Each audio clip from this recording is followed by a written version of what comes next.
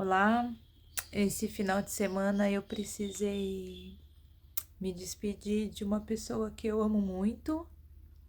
É uma das minhas pessoas preferidas no mundo, meu tio amado, que no dia primeiro, hoje é dia 30, no dia primeiro ele sofreu um acidente, uma barra de ferro caiu em cima do tórax dele e ele sobreviveu. Na manhã desse acidente, antes de acontecer, a gente tinha se falado por vídeo, eu, ele e meu filho. E como a gente sempre fazia, a gente brincou, a gente riu, a gente trocou afeto, a gente se gostava, se gosta muito, né? E o acidente aconteceu e eu recebi a notícia, né, pela minha tia. E algumas horas depois, minha outra tia me falou que ele pediu para me avisar que iria morrer. Eu aguardei.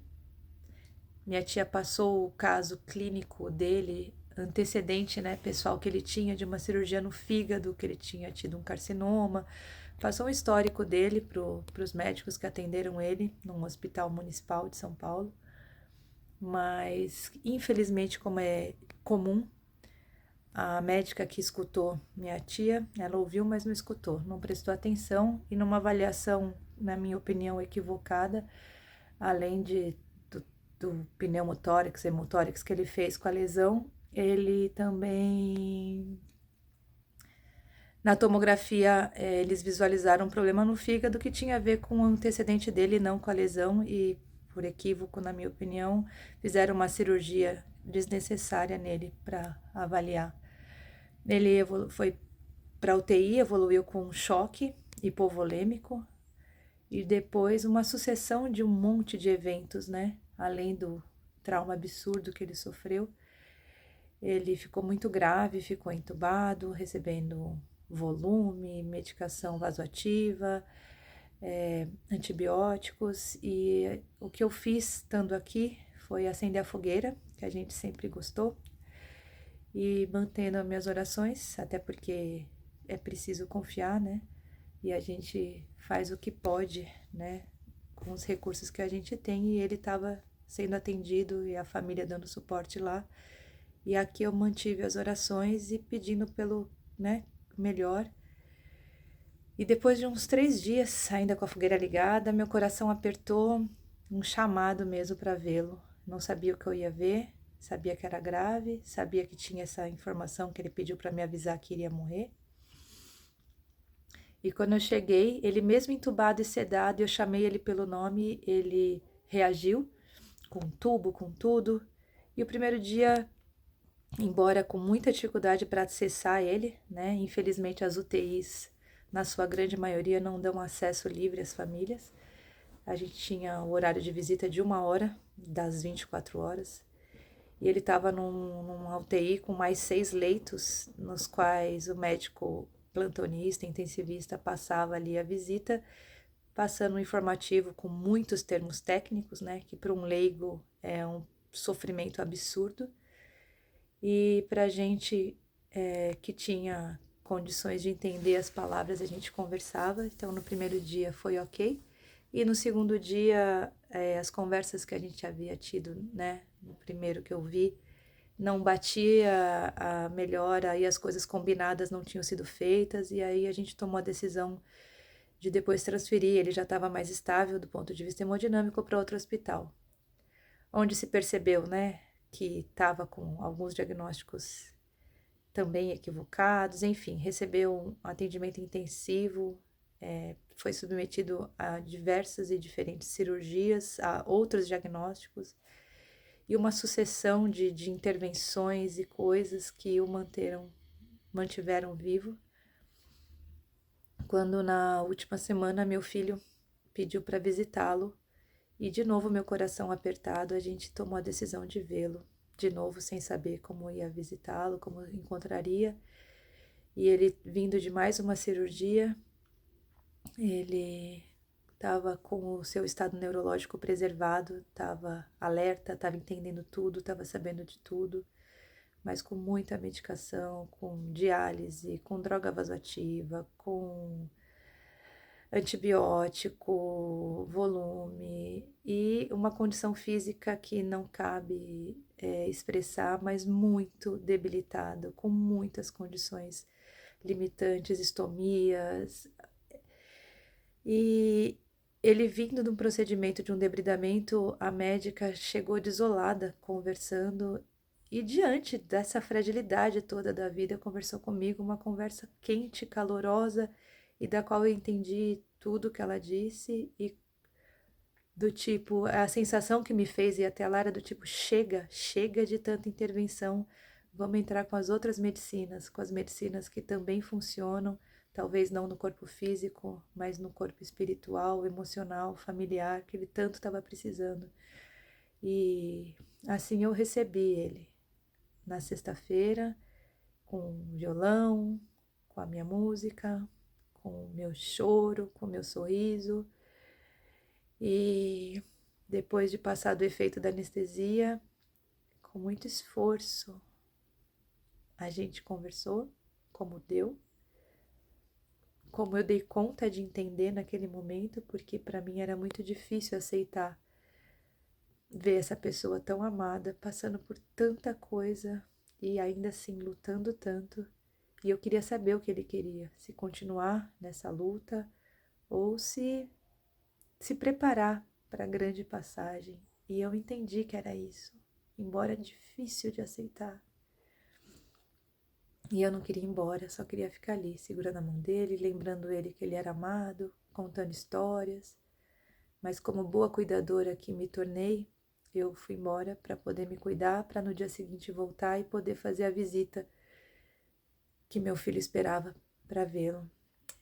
Com o apoio do setor de psicologia do hospital, eu tinha autorização para fazer a visita e no dia seguinte, na companhia da minha sobrinha, amada, também psicóloga e uma amiga, nós fomos e a visita foi de uma emoção. Ela não durou mais do que 10 minutos, mas é atemporal o tanto que ela durou para mim, para o meu filho, para o meu tio, a troca. Eu pude tocar no violão uma das músicas preferidas. A gente chorou, a gente falou quanto se amava, meu filho pôde dar um beijo nele, pôde vê-lo, me perguntar por que ele estava amarelo, por que os dentes estavam daquele jeito. E pôde ver meu tio ali, apesar de tudo aquilo. No dia seguinte eu voltei, ele mais desperto, com o olho aberto, conversando e interagindo, e a gente tentando descobrir um jeito de se falar, e ele só fazia um movimento com a língua para a gente tentar achar o sim ou não. Falamos conversas difíceis, eu falei sobre a passagem, sobre a luz que ele é e que ele precisava ver se esse era o momento e que a gente estava pronto para tudo, para ele ficar, para ele partir. Falamos mais um pouco, cantei e aí junto a gente celebrou tanta coisa naqueles momentos, naquele jeito. Depois chegou o filho dele e eles puderam trocar também. E no sábado, quando meu filho visitou, eu fui falar com os médicos que já não era tempo dessa pausa, chega de intervenção, para que a gente pudesse ter esses momentos de interação, de despedida e mais que tudo de aliviar o sofrimento dele, da dor física, de tanta intervenção, tanta intervenção. E um dos médicos falou, mas nós estamos na guerra ainda, quando eu falei cuidados paliativos. Existe um equívoco quando a gente fala cuidados paliativos que se associa a parar de fazer as medidas de vida. É que as medidas de vida não são só as que a medicina convencional conhece. As medidas de vida pode ser uma visita de alguém que ele ama, a música que ele gosta de ouvir, o cheiro que ele gosta de sentir, mesmo que isso não signifique mais 5 dias, mais 3 dias, mais uma diálise, mais uma cirurgia. Então, quando ele me disse, a gente ainda tá na guerra, mas quem que vai vencer essa guerra? Eu acho que a gente ainda tá...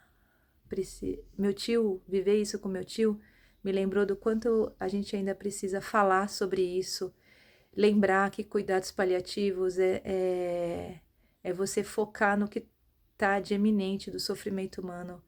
O que o meu tio mais precisava era parar de sentir medo, parar de sentir dor, e a dor não só física, mas a física estava ali. E a maior parte das decisões se sobrepuseram nessa tentativa incessante, e da qual eu ali como sobrinha não tinha muito como saber e como não sei.